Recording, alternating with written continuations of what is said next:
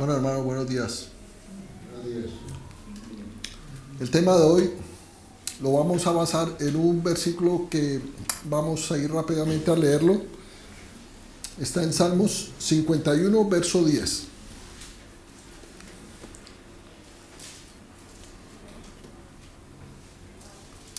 Y dice así: Crea en mí, oh Dios, un corazón limpio y renueva un espíritu recto dentro de mí. Crea en mí, oh Dios, un corazón limpio. Nos vamos a centrar en esta predicación en el corazón. Aquí este salmo dice claramente que le está pidiendo el salmista al Señor que le crea, que le haga un nuevo corazón, limpio. Y el tema de hoy, la predicación de hoy la he titulado Un corazón limpio y un espíritu recto. El corazón, hermanos, es lo más valioso para el Señor. En la realidad podría yo decir que el corazón es lo que al Señor más le interesa del ser humano, de sus hijos. Es lo que ve, es el corazón. El Señor, ahora vamos a ver unos versículos que nos van a llevar y nos van a enseñar qué es el corazón confrontado a la palabra de Dios, según la palabra de Dios, qué es el corazón. Eso que mira en la realidad Dios de nosotros. Lo que Dios mira es el corazón. Rápidamente les voy a leer un verso que está en Jeremías 31:33, que dice: Daré mi ley en su mente y la escribiré en su corazón, y yo seré a ellos por Dios y ellos me serán por pueblo. El Señor, como habíamos visto en otros mensajes anteriores, el Señor trae en nuestra mente, graba en nuestra mente y en lo más profundo de nuestro corazón su ley, pero su ley moral, para que conforme a esa ley tú andes por este mundo. Tu vida cambia de tal manera que le agrades al Señor. Nuestro cambio debe ser de corazón. ¿Pero qué es el corazón? El corazón, siempre hemos interpretado que el corazón es ese lugar, lo más profundo de nuestro ser, donde albergamos nuestros sentimientos. Pero en la realidad, bíblicamente, nuestro corazón no es eso. No es eso solamente. En lo más profundo de nuestro ser, y según la palabra de Dios, nuestro corazón alberga sentimientos buenos, sentimientos de tristeza y demás. Y vamos a avanzar conforme a como vamos viendo la palabra de Dios. Vamos rápidamente a 1 Samuel 16, y este es el pasaje donde el Señor le dice a Samuel que fuera a la casa de Isaí. Isaí es el padre del rey David. Y en esos tiempos estaba gobernando Israel, era Saúl. Pero ya Saúl, el Señor ya había decidido quitarle el reino, y el Espíritu Santo se apartó de Saúl porque locamente había actuado en varias oportunidades Saúl, y Saúl tenía un corazón que podría yo decir que era de doble ánimo. Era una persona, podría también decir que era un poco bipolar. Porque él, si usted lee toda la historia de Saúl, Saúl decía que sí a las cosas, pero no las hacía. Era esa persona que decía: sí, yo hice esto, sí, yo obedecí, pero no obedecía. Obedecía a medias. O si no, no obedecía. Y estaba Samuel en la casa de Isaí porque él iba a ungir como rey a David. Y llegó a la casa de Isaí. Isaí tenía 8 hijos, dentro de los cuales estaba el rey David. Y era un chico en esos tiempos, un niño de 14 años aproximadamente, y era un pastor de ovejas. Pero sus demás hermanos eran altos, fornidos. De hecho, varios de ellos pertenecieron al ejército del rey Saúl, eran del ejército del rey Saúl. Y cuando Isaí sacó los hijos uno por uno, pues Samuel en su corazón dijo: este es el nuevo rey de Israel, este es el que voy a ungir. Y el Señor le dijo en el verso 7, 1 Samuel 16, le dijo a Samuel: no mires su parecer, ni a lo grande de su estatura, porque yo lo desecho. Hasta allí, en esa primera parte del versículo, el Señor lo que nos está diciendo a nosotros, de que nosotros, el ser humano lo que mira es lo que tiene delante de sus ojos. Nosotros miramos la apariencia. Samuel, como profeta de Dios, pues Ya tenía un antecedente de que el Señor escogió a Saúl, que dice la palabra de Dios que era un hombre alto, que no había nadie más parecido o de buen ver o muy atractivo o hermoso, dice la palabra de Dios. No había como él en todo Israel. Claro, el pueblo dijo, bueno, pues este tipo de persona, este es el rey que necesitamos. Pues en esta ocasión el Señor hizo todo lo contrario, porque este sí lo escogía el Señor desde su corazón. Y vamos a ver de que Samuel veía era la apariencia, y nos pasa a muchos que nosotros juzgamos a las personas por sus apariencias. Ni siquiera esa persona ha abierto su boca o no ha tenido la oportunidad de expresarse y nosotros ya nos cae mal. O todo lo contrario, nos cae bien una persona por solamente verla y nos llama la atención y decimos, esta persona que es agradable, y ni siquiera ha hablado con nosotros. Y Dios dice aquí, porque yo lo desecho. ¿Qué desecha el Señor? Pues su apariencia y su estatura, o sea, su poder, su capacidad. Porque Dios no mira lo que mira el hombre, pues el hombre mira lo que está delante de sus ojos, pero el Señor mira es el corazón. Tema central, el corazón. ¿Pero el corazón de quién? De nosotros, los hijos de Dios.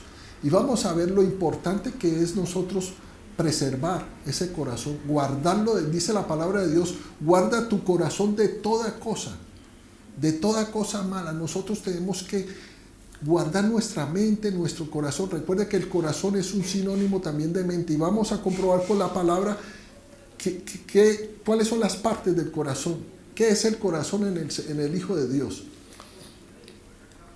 Y entonces Dios escogió, fue el rey David, un chico bajito o de una estatura media, un pastor de ovejas, y fue el único que atribuyó, en la palabra de Dios dice la palabra de que el Señor atribuyó de que el único que David tenía un corazón conforme al de Dios. Y vamos también a escudriñar por qué Dios dice eso y por qué decía eso de David. Queremos saber, porque queremos tener un corazón conforme al de Dios, ser agradables al Señor desde el corazón.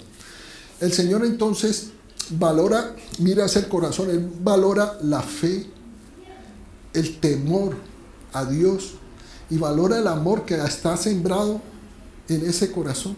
Hablábamos en una predicación anterior sobre que en el corazón son árboles. Nuestros pensamientos se guardan en nuestro corazón como árboles, son raíces que se van depositando en el corazón, y esos árboles van a dar frutos. Y de la abundancia del corazón, de lo que abunda en tu corazón, eso va a hablar tu boca, tu lengua, tus palabras. El fruto de esos árboles son nuestras palabras. También decíamos en otra ocasión de que nosotros somos lo que pensamos. Si tú piensas que eres un tipo de persona, pues de esa manera vas a actuar en tu vida. ¿Sí? Entonces, la fórmula ¿qué es? Que nuestro corazón esté lleno de cosas buenas. Hay dos tipos de tesoros que guardamos en nuestro corazón, que es el buen tesoro y el mal tesoro. Porque también podrán dar malos frutos.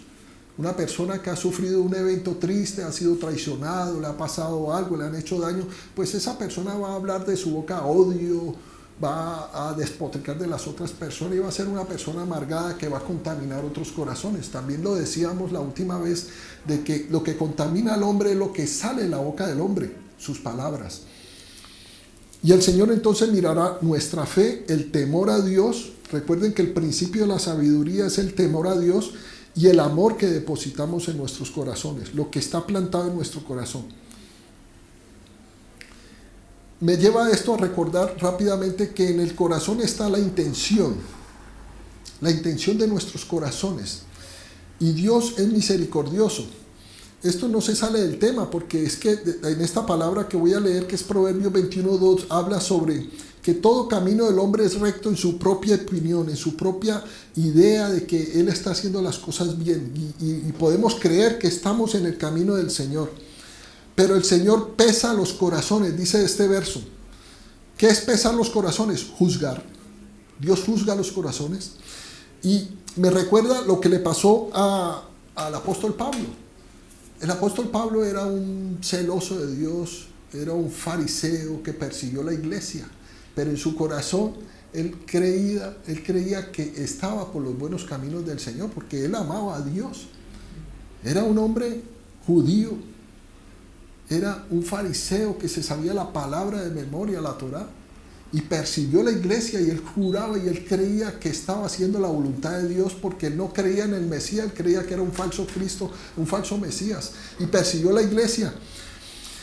Entonces, el camino de Pablo era recto en su propio parecer, en su propia opinión. Pero dice la palabra que el Señor pesa los corazones. Dios juzgó a Pablo. Tanto es así que lo tiró del caballo y le hizo ver que él no estaba en el camino de Dios. Él tuvo misericordia de él. Recuerden que en Santiago 2:13 dice que la misericordia prevalecerá sobre el juicio. A pesar de que Pablo estaba haciendo cosas malas, perseguía a los hijos de Dios, perseguía la obra de Dios, perseguía a Jesucristo, perseguía al mismo Dios, se oponía a él, pues Dios le hizo ver que estaba equivocado y tuvo misericordia de él, porque Dios miraba era el corazón de Pablo. Pablo no quería hacer daño en la realidad, lo que quería era agradarle a Dios. Y Dios tuvo misericordia de Pablo y lo llamó a su misión, a su reino. Pero, ¿qué es el corazón? Entremos en materia. ¿Qué es el corazón según la palabra de Dios? Sabemos que tenemos algo en lo más profundo de nuestro ser que siente distintas emociones, siente alegría, afecto, compasión, incluso hasta dolor sentimos. Pero la palabra de Dios define en muchísimos versículos qué es el corazón, en muchos, pero lo pasamos desapercibido y no nos damos cuenta cuál es la definición del corazón. Y mucha gente no sabe qué es el corazón conforme a la palabra de Dios. Dios creó al hombre, recuerden hermanos que Dios creó al hombre tripartito. Dios nos creó a su imagen y semejanza. Dios es Padre, Hijo y Espíritu Santo. Nosotros somos espíritu, alma y cuerpo. Pero el alma está compuesta por nuestra mente, nuestras emociones y nuestra voluntad. El corazón es exactamente esas tres partes que tiene el alma. El corazón, las emociones son parte del corazón, y lo vamos a comprobar con la palabra. También nuestros pensamientos son parte del corazón y nuestra voluntad hace parte del corazón. Pero hay una cuarta parte que no se agrega a la parte tripartita del hombre, sino que es esa parte que tiene el espíritu, que es la conciencia. Y vamos a hablar de la conciencia. La conciencia es esa cuarta parte que pertenece al corazón. Vamos rápidamente a estos versículos. Mateo 9, verso 4.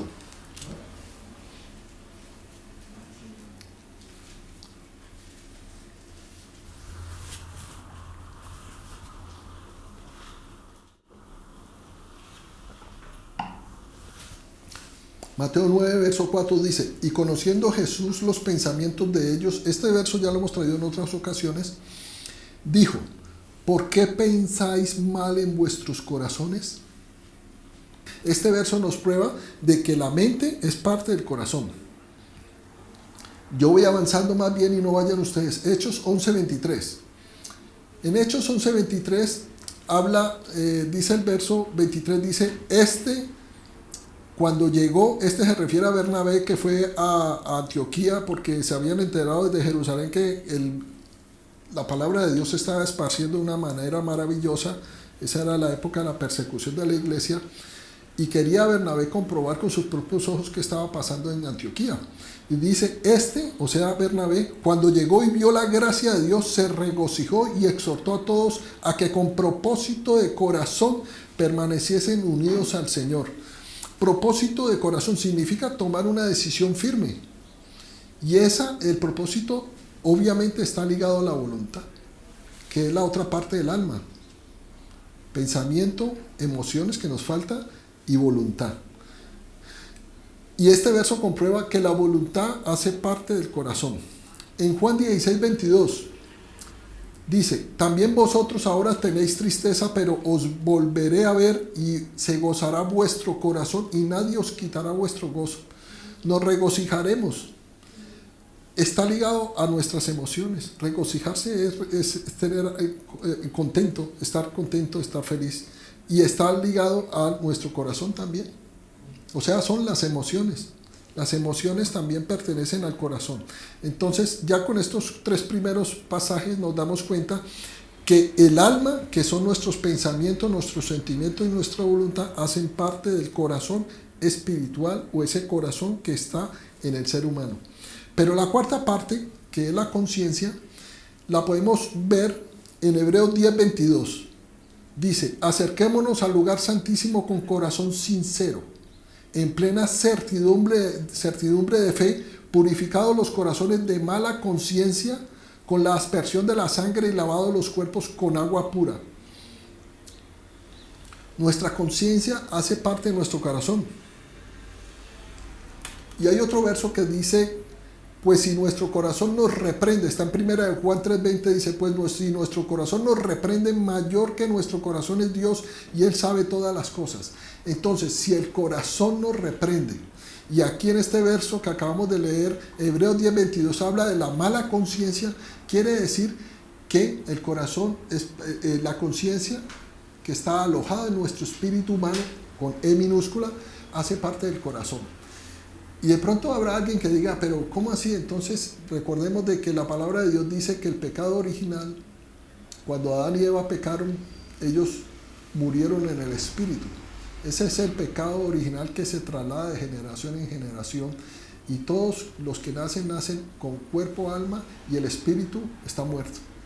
Cuando recibimos a Cristo en nuestro corazón, viene el Espíritu Santo, el Espíritu de Cristo, y nuestro espíritu revive, resucita, porque compartimos la resucitación del Señor, esa resurrección, ese bautismo, y es restaurado ese camino que fue destruido por el pecado, y ya tenemos entrada directa con Dios el Padre. Ya podemos tener esa relación con Dios. Allá afuera, aquí habla de una mente purificados los corazones de una mala conciencia, y vamos a ver qué es esa mala conciencia que tiene el mundo allá afuera.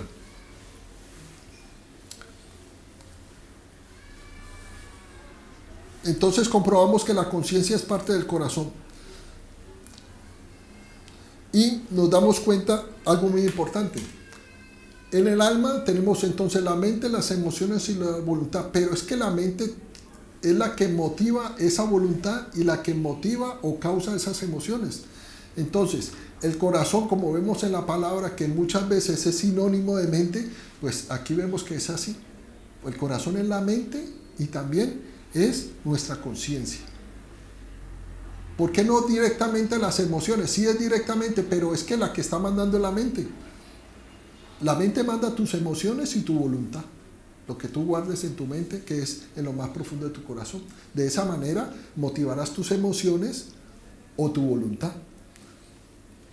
O sea que el corazón piensa, decide y toma control por medio de tu voluntad. Discierne el bien y el mal, en otras palabras.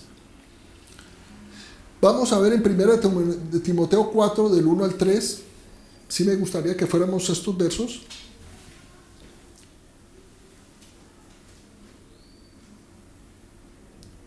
Y dice así, 1 Timoteo 4, del 1 al 3.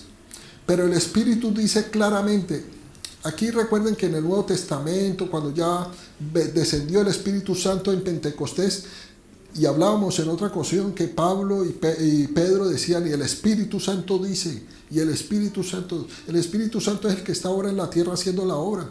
Dios el Padre hizo su obra, Jesucristo hizo su obra redentora, y ahora es el Espíritu Santo el que se mueve en la faz de la tierra y se mueve en los cuerpos de los hijos de Dios. Y aquí Pablo dice en Timoteo, en la carta a Timoteo: pero el Espíritu Santo dice claramente que en los postreros tiempos algunos apostatarán de la fe, escuchando espíritus engañadores y a doctrinas de demonios. Verso 2. Por la hipocresía de mentirosos que, teniendo cauterizada la conciencia. Verso 3. Prohibirán casarse. Bueno, ahí sigue ese versículo. Teniendo cauterizada la conciencia. Una persona con una mente cauterizada, con una conciencia cauterizada, es insensible a la voz de Dios y pecará continuamente. Un tipo de personas de estas que tiene cauterizada la conciencia. ¿Qué es cauterizar? Cauterizar es un procedimiento quirúrgico. que ya sabemos que es por medio de calor, bien sea por bisturí láser o hay diferentes maneras de cauterizar un tumor, una herida, unos vasos sanguíneos para que dejen de sangrar. Y entonces lo que ha sido cauterizado ha sido quemado. Entonces estas personas allá afuera con la mente cauterizada, pues obviamente es una conciencia cauterizada, se vuelve insensible. Cuando tú te quemas o te cauterizan, tú ya no sientes nada en esa área de tu cuerpo. Pierdes sensibilidad. O sea que es una conciencia insensible a la voz de Dios. La gente allá afuera no podrá porque su espíritu está muerto, es insensible, está quemado, está cauterizado. Esa conciencia no podrá percibir nada de Dios, no podrá hacer lo bueno y no podrán discernir entre lo bueno y lo malo. Por eso este tipo de personas pecan continuamente. No pueden discernir entre el bien y el mal. Y estas personas no pueden ser sensibles al dolor, a los dolores morales. No sienten ese arrepentimiento por lo que hacen.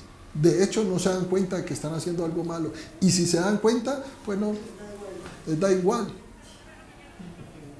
Un ejemplo muy rápidamente, el hijo pródigo. El hijo pródigo, en otras ocasiones hemos hablado, él cuando salió de la casa de su padre tenía una mala conciencia, era insensible, dejó a su padre llorando y sufriendo porque lo amaba y se fue a tirar todas esas riquezas y esa herencia con prostitutas y en bares y se quedó en la ruina.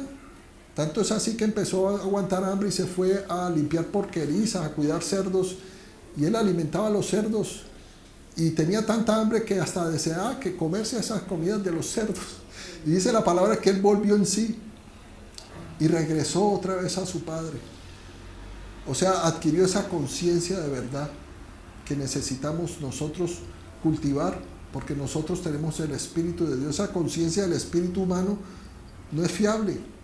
Tenemos que depositar, pues no depositar, ya está el Espíritu Santo en nosotros, porque si tú recibiste a Jesucristo en tu corazón, dice la palabra de Dios que Dios ha puesto un nuevo corazón en ti.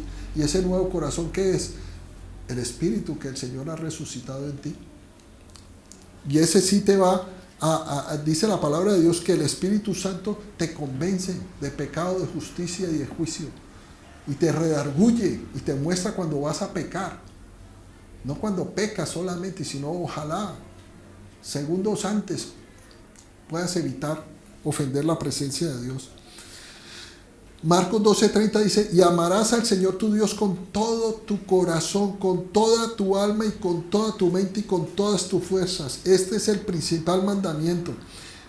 Escuché un experto, un teólogo, decía que en el griego, creo que es el griego, que cuando algo quiere el Espíritu Santo resaltar, pone varias palabras sinónimas que quieren casi decir lo mismo. Y aquí lo vemos. Claramente dice, y amarás al Señor tu Dios con todo tu corazón y con toda tu alma. Y ya vimos que el alma, esas tres partes del alma, tus pensamientos, tus emociones, tu voluntad, hacen parte del corazón. O sea, que estás repitiendo lo mismo.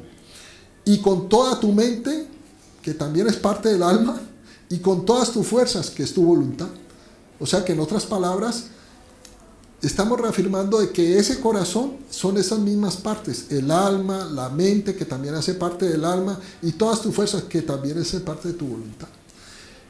Y este es el principal mandamiento, dice la palabra de Dios. Y vamos a ver a ese hombre que hablábamos inicialmente, que tiene un corazón, o tenía un corazón conforme al de Dios, que es el rey David, que fue el único al que Dios atribuyó eso, que tenía un corazón conforme al de él. Vamos a ver sus atributos rápidamente porque queremos saber cuál es ese corazón conforme al de Dios. Y yo más bien les resumo rápidamente estos versos. En 1 Samuel 24 vemos que David tenía un corazón temeroso de Dios, porque llega el rey Saúl en una de las tantas persecuciones que le hizo a David. David estaba cansado y con algunos de sus hombres se metió en una cueva a descansar. Y dice la palabra que Saúl, al poco tiempo entró Saúl a esa cueva a descansar y su ejército se quedó allá afuera Y él entró a descansar y no se dio cuenta Saúl que allí estaba David allí al fondo, tal vez en oscuras, no se dio cuenta, ellos se quedaron callados y era el mismo rey Saúl, su enemigo. David nunca lo consideró a Saúl enemigo, pero para Saúl David sí era su gran enemigo. Tanto es así que lo estaba persiguiendo él personalmente con sus ejércitos. Y sus hombres le dijeron a David: Señor, se está cumpliendo la profecía del Señor que te dijo que... Vamos al verso, dice: entonces los hombres de David le dijeron: he aquí el día que te dijo Jehová, he aquí que entrego a tu enemigo en tu mano y harás con él como te pareciere.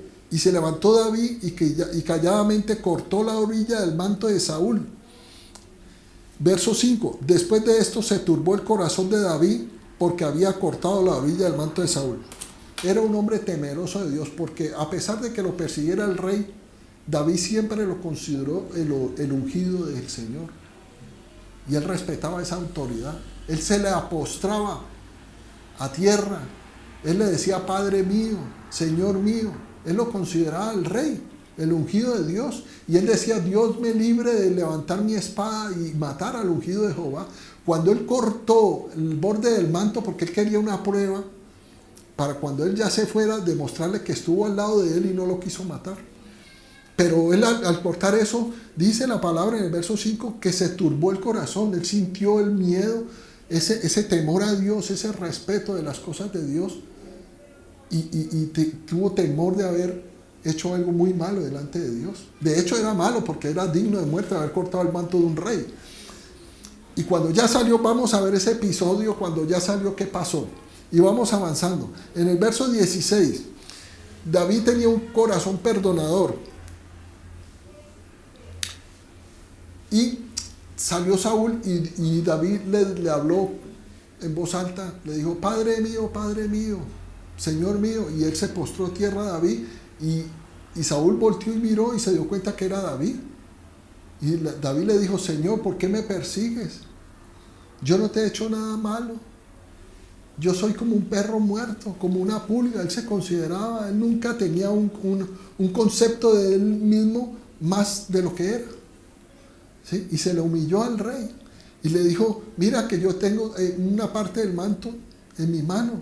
El Señor te entregó a mí y yo no te quise matar. En el verso 16, en el mismo de donde estamos, 1 Samuel 24, dice el verso 16, después de que David le expuso todo esto, que por qué lo perseguía, y así, y dice: y aconteció que cuando David acabó de decir estas palabras a Saúl, Saúl dijo: ¿no es esta la voz tuya, hijo mío David? Y alzó Saúl su voz y lloró. Verso 18, sigue diciendo Saúl: tú has mostrado hoy que has hecho conmigo bien, pues no me has dado muerte, habiéndome entregado Jehová en tu mano. Verso 19, porque ¿quién hallará a su enemigo y lo dejará ir sano y salvo? Jehová te pague con bien por lo que en este día has hecho conmigo. David tenía un corazón perdonador, un corazón que hizo al mismo rey llorar, porque dice en el verso 16, y alzó Saúl su voz y lloró. Lo conmovió ese corazón de David. Pero eso mismo no lo hizo cambiar de opinión a Saúl, porque Saúl sentía más celos. Decía: es que este está perfecto, que yo necesito matarlo porque me va a quitar el reino. 1 Samuel 17, David era celoso de Dios.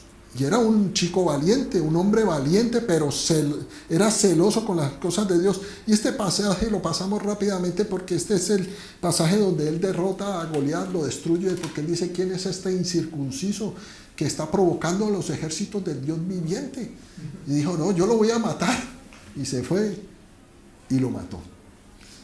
¿Qué es? Un hombre celoso, un corazón celoso de las cosas de Dios. Y era valiente. 1 Samuel 18, David tenía un corazón humilde, porque después de que mató a Goliat, uno de los regalos del rey era ese, darle a su hija. En este caso era la menor, que se llamaba Mical. Y ya el rey le dijo: mira, te doy a mi hija, cásate con ella. Y David no quería. En otras palabras le dijo, pero David respondió a Saúl, verso 18, 1 Samuel 18, 18. ¿Quién soy yo ¿O qué es mi vida o la familia de mi padre en Israel para que yo sea yerno del rey?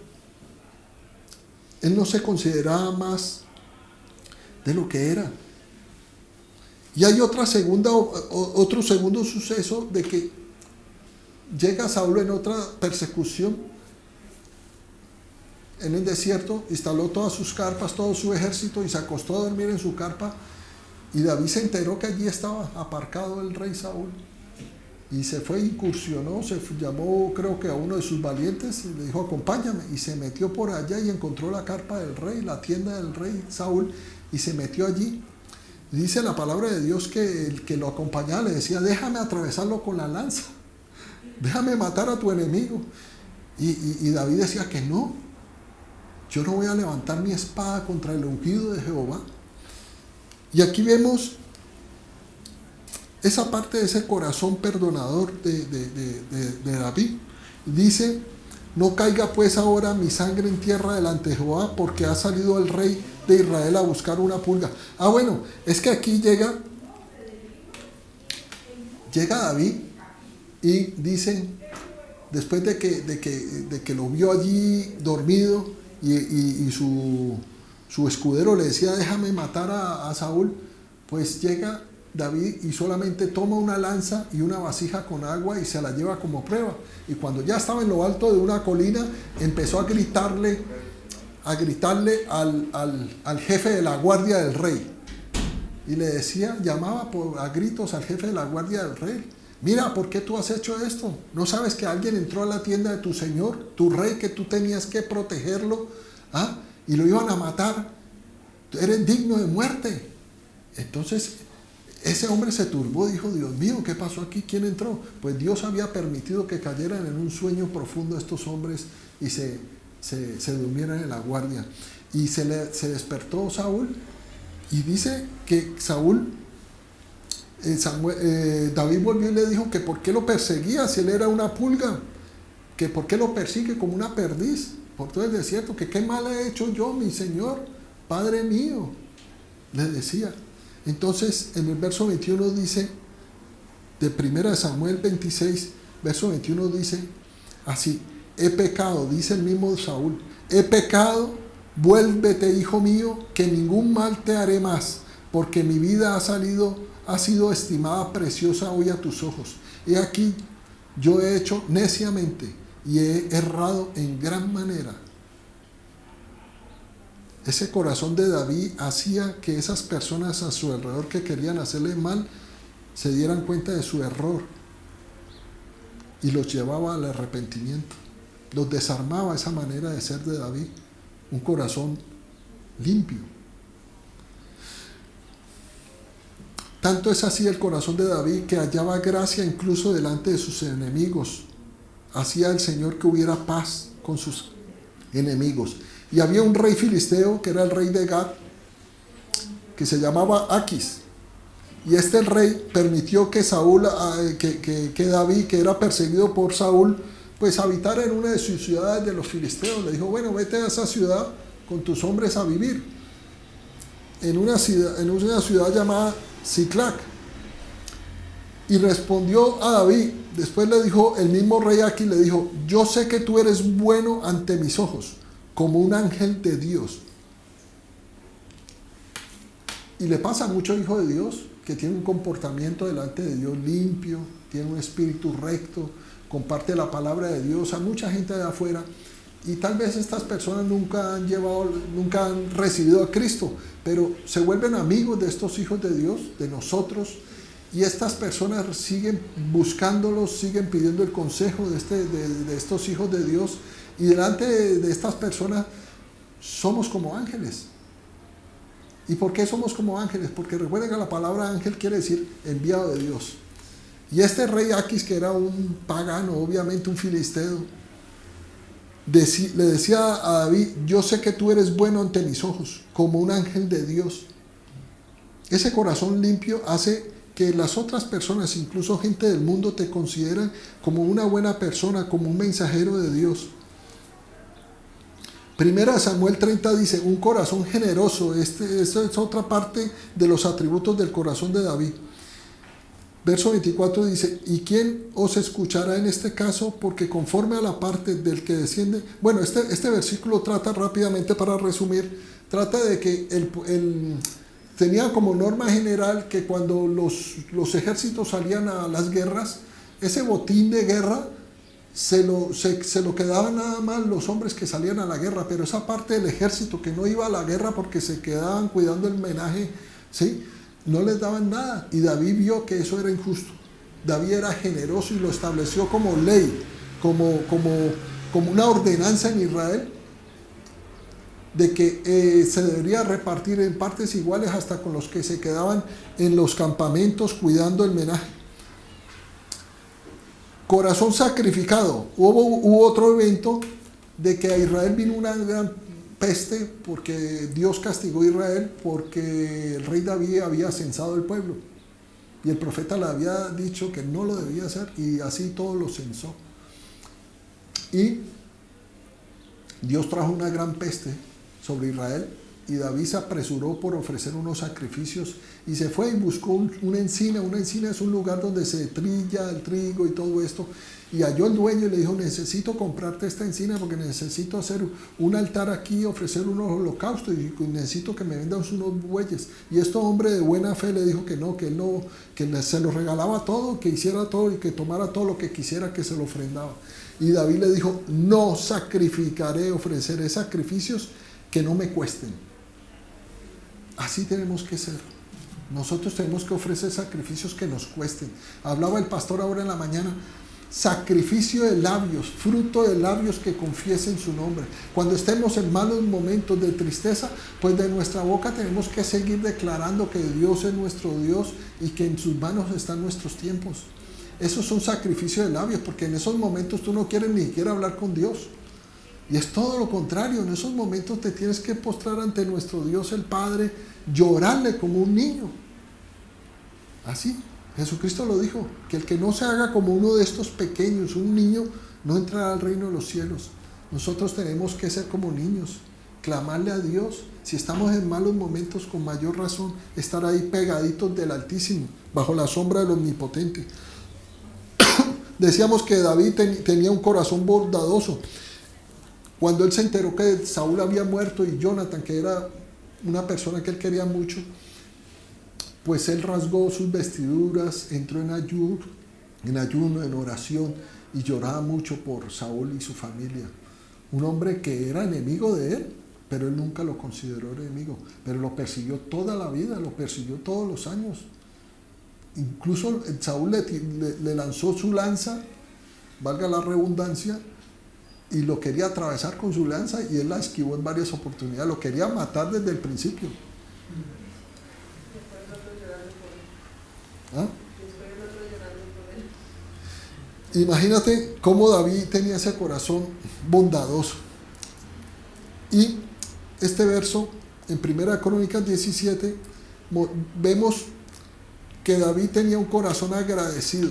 Este es el evento, el momento en 1 Crónicas 17 donde Dios habla a David por medio del profeta Natán y le dice que qué es lo que iba a hacer después de que muriera David, después de su vida, todo lo que iba a traer sobre todo Israel, y que de él, de esa raíz, de esa genealogía, iba a sacar un hijo que iba a ser el rey eterno, que eso es una profecía mesiánica, es Jesucristo.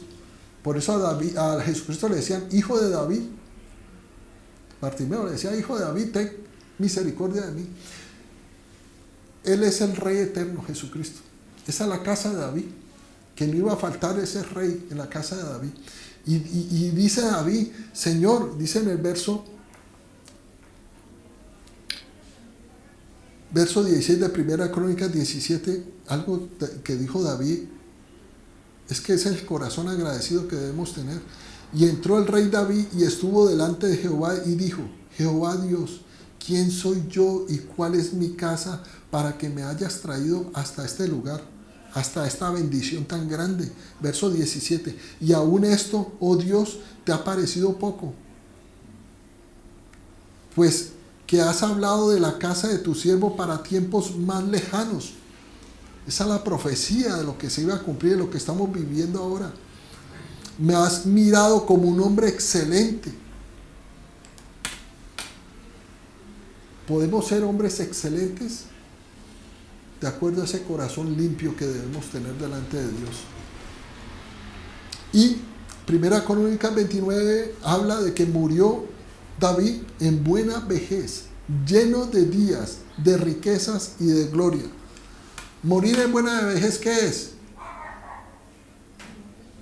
Estar viejito, pero bien, lúcido, caminando, sano, disfrutando la vida, comiendo rico, durmiendo bien. Y dice lleno de días, o sea, de muchos años, de riquezas y de gloria. ¿Y qué es la gloria? Es el reconocimiento público de que tú eres un hijo de Dios y que Dios está contigo y te respalda. ¿Por qué te respalda Dios? Porque eres obediente y te sujetas a su voluntad. Y para terminar les traigo una ilustración rápidamente. Esta es una ilustración para que miremos cómo una de las grandes creaciones de Dios, porque toda la creación manifiesta a Dios. Y hay un animalito que yo sé que algunos han escuchado esta historia. No es una historia, es una comparación. Se baja la luz, Jalo. Es una comparación de lo que debemos ser. Este es un animalito que es el armiño. El armiño en los años 50, 60, 70 estuvo a punto de extinguirse porque los cazadores, esta gente que fabrica abrigos y prendas con pieles, consideraban el armiño como un tesoro y lo cazaban de una manera tan terrible. Y esa experiencia de los cazadores descubrieron de que el armiño tenía un lado flaco o una debilidad, que era que el armiño no puede resistir la suciedad en su cuerpo. Él no podía pisar porquerías, suciedad, malos olores. Él mantenía limpio. El armiño en el invierno, porque él vive en las partes más, en el hemisferio sur, en la realidad donde hay nieve, él mantiene en el invierno, en la nieve. En el verano él es un poco marrón, pero hablemos de que en el invierno él es blanco, blanco y la punta de su cola es negra, pero él se mantiene impoluto, limpio. Y entonces los cazadores descubrieron una estrategia. Se iban a buscar las madrigueras de los armiños y las llenaban de porquería, de tal vez de estiércol, de cosas malolientes, de lodo, de barro, bien feo, lo ponían así. Y empezaban y soltaban los perros. Y salían esos armiños donde salieran, donde estuvieran en ese momento a buscar su madriguera. Y cuando llegaban y veían la madriguera y olían y veían toda esa porquería, pues el armiño quedaba paralizado. Paralizado quedaba el armiño. Y el armiño dice que prefería cuidar su honor y morir antes de ser deshonrado con la suciedad. Y moría. No, él prefería no dejarse manchar y preservar su limpieza, prefería morir. La pureza vale más que la vida, hermano. Para el armiño era así. Y ciertamente debe ser bienaventurada la persona que conserva esa pureza de corazón y a la vez repudia toda forma de pecado. Ese debería ser nuestro propósito. Pero nosotros no podemos buscar esa santidad humanamente, ya lo hemos hablado. Es una obra del Espíritu en nosotros. El Espíritu Santo te va a ayudar a no pecar. Humanamente no podemos pecar, no podemos dejar de pecar. Pero con el Espíritu Santo y sujetados bajo la soberanía de Cristo, podemos dejar de pecar y entrar en ese camino de santidad. Y además porque, ¿para qué vamos a manchar nuestro corazón si apartados del mal podemos tener alegría y paz? Ya lo hemos comprobado. Cuando nosotros nos apartamos de los malos caminos, vienen sobre nuestra vida paz y alegría. Todas las cosas empiezan a salir bien. Entonces decíamos que ese corazón del cual trata el tema de hoy es la mente y el espíritu. ¿Por qué la mente, esa parte del alma? Porque es que las emociones y la voluntad están sujetas, en otras palabras, o están motivadas por lo que tú pienses. ¿Y por qué el espíritu? Porque allí está nuestra otra parte que decíamos, nuestra conciencia. Nuestra conciencia, hermano.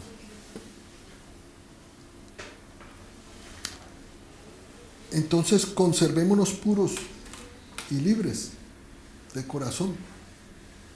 Y así nosotros, cuando entregamos las llaves de nuestro corazón al Señor, nosotros también tenemos que dejar que Él tome el control total de nuestra vida. Es la única manera, hermanos, que nosotros podamos avanzar por el camino de la santidad y llegar a ese último camino que es la salvación. Aunque ya la tenemos, pero como estamos en este mundo, tenemos que preservar esa salvación. Y por último, dice la palabra del Señor: sed santos porque yo vuestro Dios soy santo. Primera de Pedro 1:6. Es una orden de Dios ser santo, ser puros de corazón, pedirle al Señor, como hablábamos en el versículo inicial en el Salmo, danos ese corazón puro, ese corazón limpio. Crea en nosotros un nuevo corazón y limpio, y danos ese espíritu recto delante de ti. Y para terminar, Salmo 119:11. En mi corazón he guardado tus dichos para no pecar contra ti. Guardemos en nuestro corazón, hermanos, la palabra de Dios. Es la única que puede traer esa transformación en nuestra vida y quitar de esas viejas cosas, ese viejo hombre que todavía aflora en algunas oportunidades de nuestra vida y que ofenden la presencia de Dios. ¿Con qué podemos evitarlo? Llenarnos nuestro corazón, ese buen tesoro, llenarlo de la palabra de Dios, sus dichos que son su palabra. ¿Para qué? Para que no pequemos contra Dios, hermanos. Que el Señor los bendiga, hermanos.